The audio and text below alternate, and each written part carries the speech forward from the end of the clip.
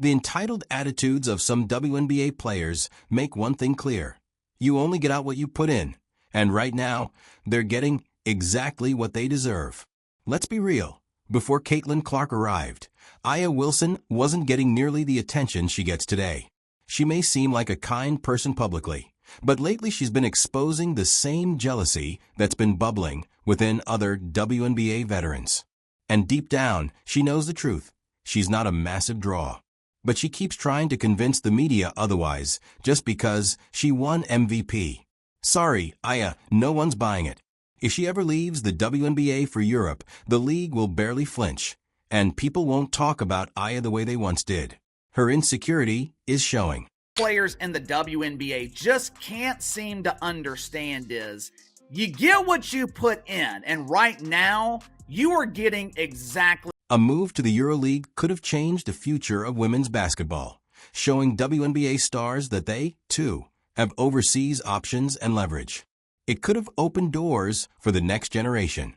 But that opportunity collapsed the moment Aya Wilson stepped in and interfered with Clark's potential deal. Don't y'all want a greater profile? Don't y'all want more notoriety? Wilson's interference wasn't a minor annoyance. It was a deliberate attempt to block Clark from capitalizing on the opportunity.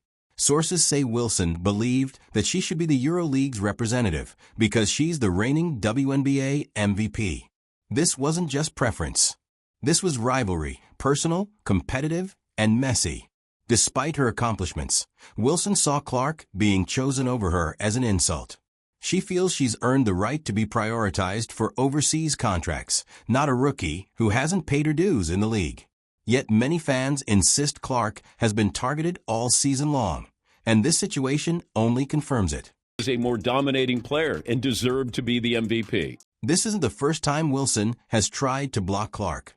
There were already rumors she attempted to sabotage Clark's Nike deal, hoping to secure the endorsement for herself. That incident hinted that tensions were rising. But the EuroLeague interference took the feud to another level. By trying to shut down Clark's international opportunity, Wilson showed just how personal and deep this rivalry has become.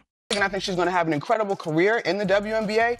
There are women that were worthy of coverage prior to her arriving, and I just will not. After winning MVP, Wilson expected more attention from fans, sponsors, and international teams. So when Clark suddenly became the center of EuroLeague discussions, she saw it as disrespect. Wilson believes Clark's rapid rise has unfairly overshadowed her achievements. Media coverage, fan excitement, all of it tilted toward Caitlin. This has fueled Wilson's belief that she needs to protect her status and prevent Clark from taking opportunities she thinks belong to her. This competition is no longer just about basketball. Miss an opportunity like that? How do you not capitalize? It doesn't make any sense at all. And playing the politics where, oh, we need to release Asia's shoe first. Well, no, it's not Caitlin's fault that you haven't done anything. Wilson's interference with Clark's Euro deal is part of a pattern.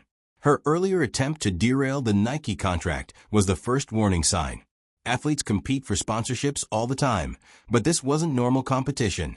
Wilson treated Clark like a threat to her entire career. Clark's Nike deal would have placed her among the biggest names in the sport. Wilson wasn't ready for that. Her actions made clear that she'll go to great lengths to protect her spotlight. Clark's rise represents a new era in the WNBA, one Wilson struggles to accept. Instead of embracing the shift, she keeps fighting it, turning a professional rivalry into something personal. This isn't just about money or opportunity. It's about attention, validation, and status in a league that's rapidly changing. The most valuable, most important person in the WNBA this year, and should have been. One of the strongest pieces of evidence of Clark's impact is the drastic drop in viewership whenever she's not playing. Fans tune in for her.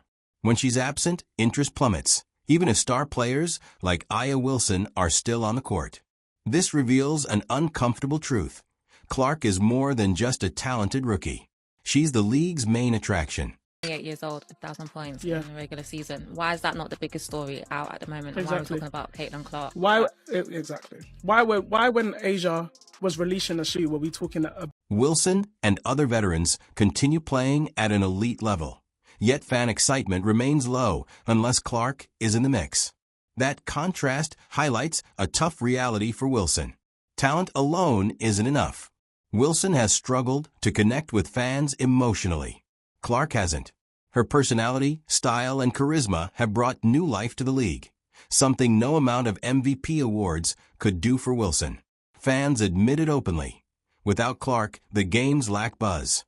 And Wilson's frustration comes from knowing the spotlight gravitates toward Clark no matter how well she performs. Unanimous MVP, which by the way is the first unanimous MVP in the NBA or the WNBA to ever not make the finals, which is something else. Fans are they're gonna share that. It does not mean that we are misogynistic or we're just hating on Asia. No, it's just this is what happened. Clark's sudden rise has disrupted the hierarchy of the WNBA. Many players feel overshadowed or ignored, and instead of celebrating her success, they've responded with resentment. Opponents' physical targeting of Clark reflects this hostility.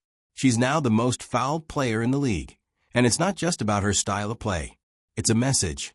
Some players are determined to challenge her dominance by any means necessary. It wasn't what it is. The quality of basketball may have been up to snuff, and you had somebody as popular as Cheryl Swoops who had her own signature shoe, had to deal with Nike and all of this other stuff. But the bottom line is, very few. The growing hostility directed toward Caitlin Clark reveals something far deeper than simple sports rivalry. It highlights a human struggle that appears every time a new force shakes an established system. The discomfort of sudden change. When Clark entered the WNBA, she didn't merely join the league, she transformed it overnight. Her rise was immediate, powerful, and impossible to ignore. In just her rookie year, she became the face of women's basketball, drawing crowds, breaking records, and bringing unprecedented attention to the sport. But that kind of rapid success doesn't come without consequences. And the reaction from some players made those consequences very clear. For veterans who had spent years building their careers, climbing slowly toward recognition, and waiting for the league to finally get the visibility it deserved, Clark's instant spotlight felt jarring, even unfair. It wasn't that they disliked her as a person.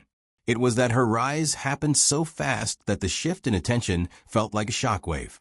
Suddenly, sold-out arenas were happening because of her name. National broadcasts were scheduled around her games. Commercial deals, media features, and interviews leaned heavily toward the rookie rather than the veterans who had been fighting for the league long before she arrived. And that's when the frustration grew. Some players began to believe Clark was being given opportunities that they were never offered. They felt she was receiving special treatment, or that the media was portraying her as the savior of a league that other players had been building for decades. Envy mixed with irritation, and irritation slowly turned into animosity. But here's the important part. Clark didn't actually take anything away from anyone. She expanded the entire platform. Her arrival brought millions of new viewers. Sponsors poured in. Jersey sales exploded. Kids across the country started watching the WNBA for the first time. Teams saw attendance jump dramatically, even in arenas where Clark wasn't playing. Her presence lifted the league as a whole, whether her critics wanted to believe it or not. Still, in the competitive world of professional sports, emotions don't always follow logic. It's natural for players to compare their paths to hers. They remember how hard their journey was, how little attention they received, and how long it took for the league to gain momentum. When someone new arrives and skyrockets past every milestone, it stirs something inside, something human, something emotional. Clark has become a symbol of change, and symbols often create conflict. She represents a shift in visibility, influence, and marketability. She represents the next era of women's basketball, one with brighter lights and bigger expectations. And change, especially sudden change, is never easy to accept. But as time passes, one truth becomes undeniable. The league is stronger with Caitlin Clark in it. Her impact is not temporary. It's transformational. Every team, every player, every fan is benefiting from the surge of interest she brought. The real challenge now isn't dealing with the tension. It's learning to move forward together. Because when players let go of resentment and embrace the momentum Clark has helped create, the entire WNBA rises. And that is what the game has always deserved: growth, unity, and a new generation of fans ready to support it. What they want to do. We can point out how wrong it is. We can point out that that's a reality that shouldn't be a reality.